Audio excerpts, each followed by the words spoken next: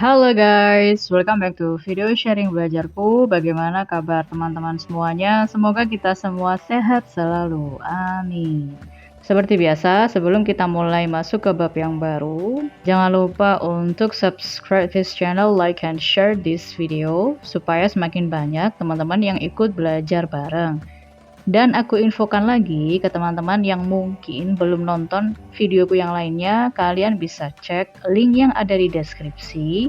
Di situ ada beberapa ebook belajar bahasa Inggris yang bisa di-download secara gratis. Sekarang kita masuk ke materi yang baru, indirectly answered questions.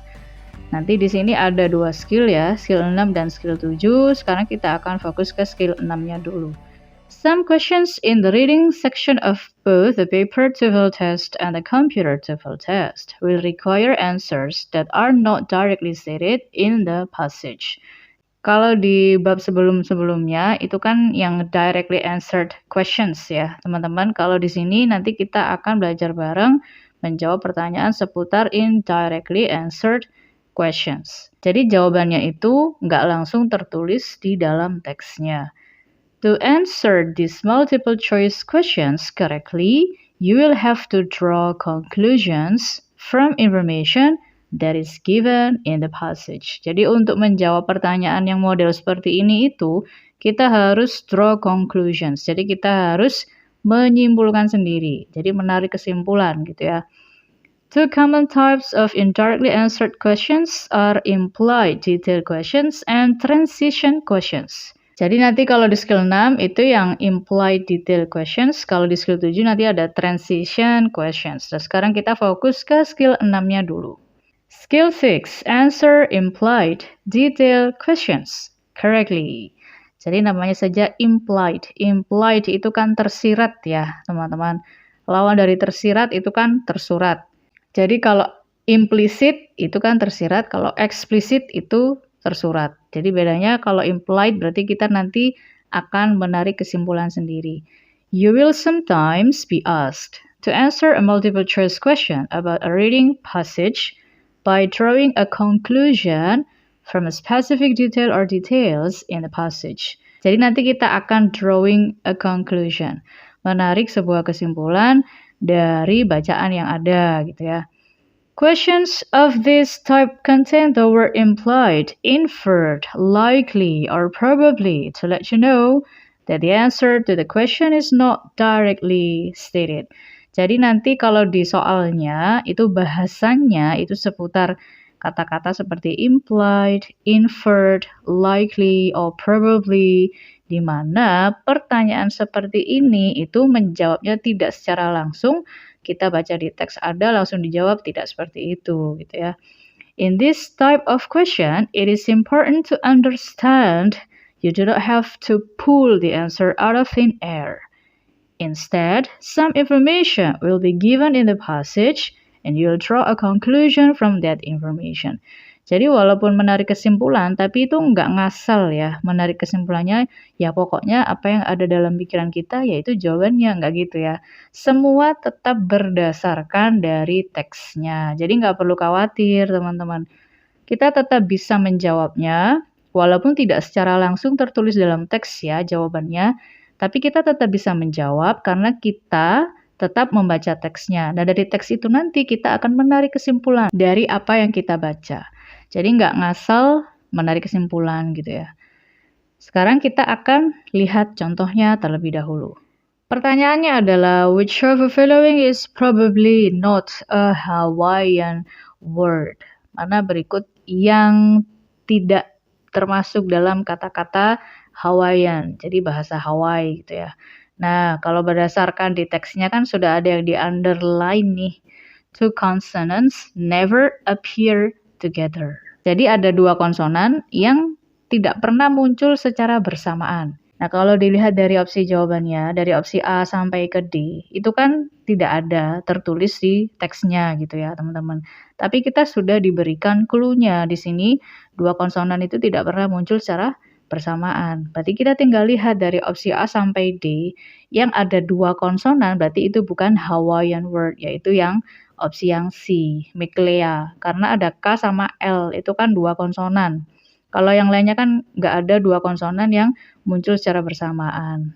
Nah, itulah yang disebut dengan implied ya. Jadi tersirat, dia tidak secara langsung jawaban itu tertulis dalam teks. Jadi kita menarik kesimpulan dari apa yang kita baca di dalam teksnya. Kita lihat pembahasannya. This question asks which word is probably not a Hawaiian word. To answer this question, you should refer to the part of a passage where it states that in the Hawaiian language, the consonants never appear together. Makanya karena tadi tidak ada dua konsonan yang muncul secara bersamaan gitu ya, makanya kita bisa menarik kesimpulan dari pernyataan yang ada di dalam teksnya sehingga kita ketemu jawaban tadi yang C. Nah, jadi tidak secara langsung tertulis jawabannya di teks, tapi kita bisa menarik kesimpulan dari pernyataan yang ada di dalam teks. Nah, sekarang kita coba yang versi komputernya. It is implied in the passage that luau is. Berarti kan kita harus mencari kata luau ini di mana ya, teman-teman. Ternyata ketemu di kalimat terakhir. Luau where everyone eats too much. Nah, dari sini kita bisa menarik kesimpulan apa? Luau itu apa? Di mana orang-orang itu makan dengan jumlah yang besar atau banyak gitu ya. Makanya jadi a feast, a large meal gitu ya. This question asks what is implied in the passage about a luau. To answer this question, you should refer to the part of a passage where it mentions luau where everyone eats too much. Jadi kalau kita simpulkan ya, a feast, which is a very large meal. Nah, seperti itu ya teman-teman. Berarti kesimpulannya seperti apa? Bagaimana cara kita menjawab implied detail questions? Contoh pertanyaannya itu ada kata-kata implied, ada kata-kata inferred, or likely, or probably. Where to find the answer? The answers to these questions are generally found in order in the passage. Jadi nanti kita akan membaca di bagian mana sesuai dengan pertanyaannya ya. Menyeratkan tentang apanya. Nah, itu kita baca, lalu kita menarik kesimpulan. How to answer? Choose a keyword in the question seperti biasa. Jadi walaupun tersirat tetap kita butuh keywords ya. Keywords itu ya apa yang ditanyakan, poin utamanya yang ditanyakan dalam soal itu apa. Lalu scan the passage for the keyword or related idea. Jadi setelah kita buat keywordsnya, kita pilih keywordsnya apa yang menjadi poin utama yang ditanyakan dalam soal itu apa, baru kita cari kata itu di dalam teks. And then carefully read the sentence that contains the keyword. Kalau sudah ketemu keywordsnya, baru kita baca secara hati-hati ya. Finally, look for an answer that could be true according to the sentence. Jadi kita menarik kesimpulan berdasarkan pernyataan itu, kesimpulan apa yang bisa kita ambil dari situ. Begitu ya teman-teman. Jadi sebenarnya kalau implied detailed questions itu kurang lebih caranya ya sama seperti stated detailed questions ya. Cuman bedanya adalah kalau di stated itu kan dia jelas tertulis dalam teks ya, kita tinggal mencari aja kan. Tapi kalau implied, tersirat, berarti kan kita harus menarik kesimpulan sendiri berdasarkan teks. Jadi bukan asal menarik kesimpulan aja gitu ya. Pokoknya berdasarkan logika kita, enggak, tidak boleh seperti itu. Tetap harus berdasarkan apa yang ada di dalam teksnya. Nah, sekarang kita akan coba latihan soalnya. Teks yang pertama, kita coba dari nomor 1. It is implied in the passage that if a kayak has 2 holes, then... Nah, berarti kan kita harus mencari apa? 2 holes. Kalau kayak kan ini mungkin ngomongin kayak semua, nanti ketemu kata kayaknya ada di mana-mana. Tapi kita mencari yang 2 lubang, ya ada 2 holes-nya. Nah, nanti ketemu itu ada di paragraf yang kedua. Di sini di baris kelima ya teman-teman, baris kelima. A kayak is generally constructed with one opening in the deck for one rider. However, some kayaks are made for 2. Nah dari sini kan kita tahu biasanya itu kalau kayak itu hanya 1. Jadi one opening in the deck. Tapi juga bisa dibuat 2. Nah berarti logikanya kalau ada 2 lubangnya, opening in the deck-nya itu, berarti yang mana teman-teman dari opsi A sampai D? Iya, it accommodates 2 riders. Kalau 1 berarti orangnya cuma 1. Kalau 2 hole berarti ya yang menaiki kayak itu ada 2 gitu ya. Sesimpel itu kan teman-teman ya. Walaupun tidak secara langsung dikatakan di situ ada 2 rider, tapi di kalimat ini kan kita tahu ya, kalau satu itu untuk satu yang menaiki kayaknya hanya satu, one rider. Berarti kalau ada dua, berarti ada dua orang gitu ya. Sekarang kita ke nomor 2. It can be inferred from the passage that an example of the animals mentioned might be. Nah, di mana ada kata animals, berarti kan kita cari dulu ya. Ada kata animals di mana? Di baris ke-12. Jadi di kalimat terakhir, paragraf terakhir. Hunting larger animals that are too big to be hunted in a kayak. Makanya mereka pakai umiak. And it is used for. It-nya itu apa? It-nya itu yang dibahasnya adalah umiak. Nah, hunting larger animals, logikanya kalau larger animals, hewan yang besar, yang ada di laut itu apa? Ya, whale, apalagi. Kalau kangaroo kan nggak mungkin ya hidup di laut atau di air. Snake juga nggak bisa. Kalau salmon kan tidak sebesar whale, karena di sini dikatakan larger animals. Ya, yang logikanya kalau larger animals itu ya a whale. Jadi walaupun tidak disebutkan secara langsung kata whale-nya itu di teks, tapi kita bisa menarik kesimpulan dari kata larger animals that are too big to be hunted. Terlalu besar gitu ya. Jadi jawaban yang tepat adalah yang C. Sekarang kita ke teks yang kedua. Di teks 2 ini ada 3 soal ya teman-teman. Jadi aku langsung aja mulai dari nomor 4. It can be inferred from the passage that Sierra Nevadas are bla bla bla. Jadi yang akan kita cari di sini adalah kata Sierra Nevadas dulu. Ketemu nanti di baris kelima, ya di baris kelima, line 5. Nah, baru kita baca di baris kelima ini supaya kita tahu Sierra Nevadas ini apa gitu ya. The California redwood is found along the northern coast of the state, while the giant sequoia is found inland and at the higher elevations along the western slopes of the Sierra Nevadas. Jadi dari kata slopes, di sini kan kita tahu kalau Sierra Nevadas itu adalah a mountain range. Karena slopes itu kan lereng ya, jadi di lereng pegunungan gitu kan. Lalu di nomor 3, it is implied in the passage that bla bla bla. Nah, aku harap teman-teman baca opsi jawabannya dulu ya. Apakah the leaves of only California turn brown atau leaves of a giant sequoia turn brown in the winter? Atau dua-duanya both types turn brown atau tidak ada yang berubah menjadi coklat gitu ya, yang D, neither. Nah, sekarang kita akan mencari yang berkaitan dengan ini. Apakah daunnya mereka akan berubah warna ketika di musim dingin, winter? Nah, ternyata di baris kedua, ya line 2 ya teman-teman. Itu di sini dikatakan both evergreen conifers. Jadi baik California redwood ataupun giant sequoia itu sama-sama evergreen. Jadi kalau evergreen ya dia tidak berubah warna ya. Jadi jawabannya yang D. The leaves of another type of tree in the passage turn brown in the winter. Lalu yang di nomor 5, whichever following is implied in the passage, apakah giant sequoia itu lebih tinggi daripada redwood? Ataukah yang redwood itu tidak sebesar giant sequoia?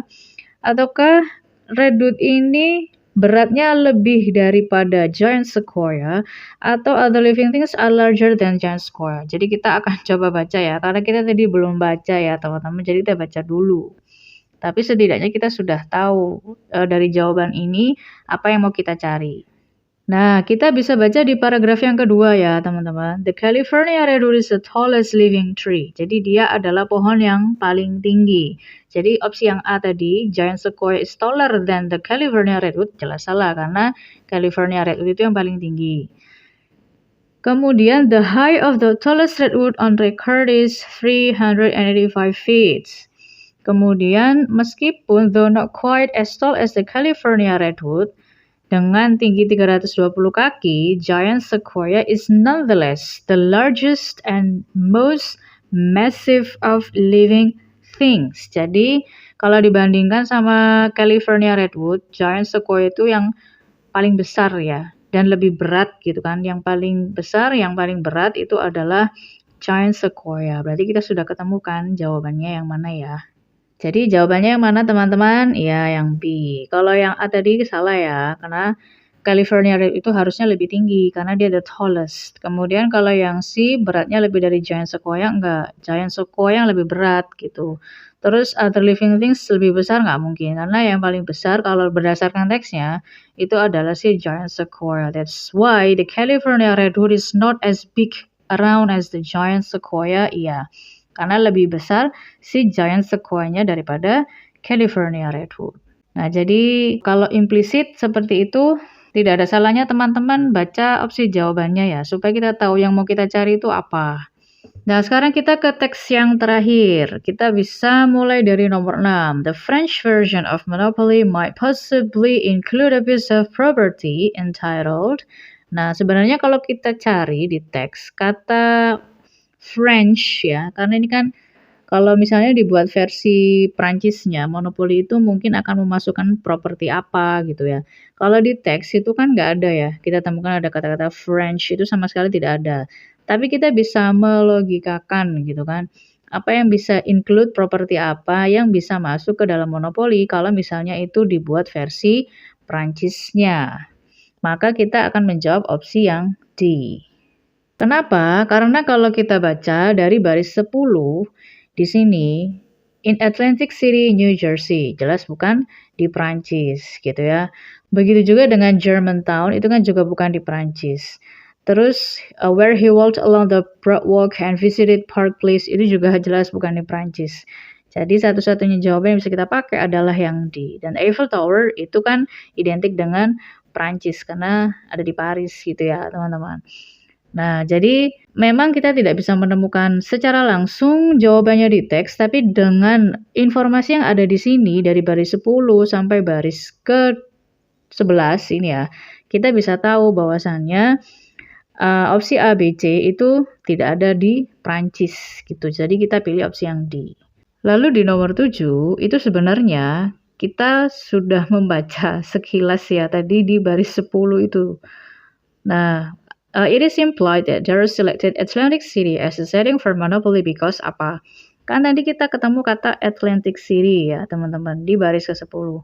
Nah sekarang kita baca kenapa dia memilih setting Monopoly-nya itu Atlantic City. He said the original game not as might be expected in his hometown of Germantown. Jadi dia tidak menggunakan kampung halamannya itu sebagai setting dari Monopoly-nya. Tetapi in Atlantic City, New Jersey, the site of numerous pre-depression vacations, where he walked along the Broadwalk and visited Park Place. Nah, dari sini kita tahu kenapa dia memilih Atlantic City dibandingkan Germantown, yaitu karena it brought back good memories.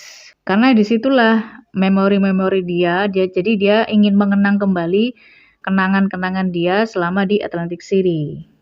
Jadi bukan karena keluarganya dari Atlantic City, enggak yang B ya. Atau misalnya yang C, might have been angered, enggak ada hubungannya gitu kan.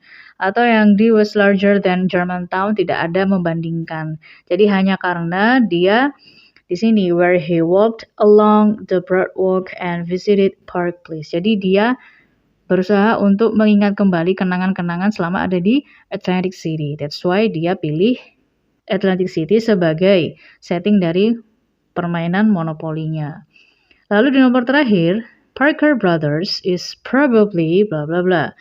Kita ketemu kata Parker Brothers ini di mana teman-teman? Ada di baris ke-12 ini ya. Until Parker Brothers purchased the rights to Monopoly in 1935 and took the first steps toward the mass production of today.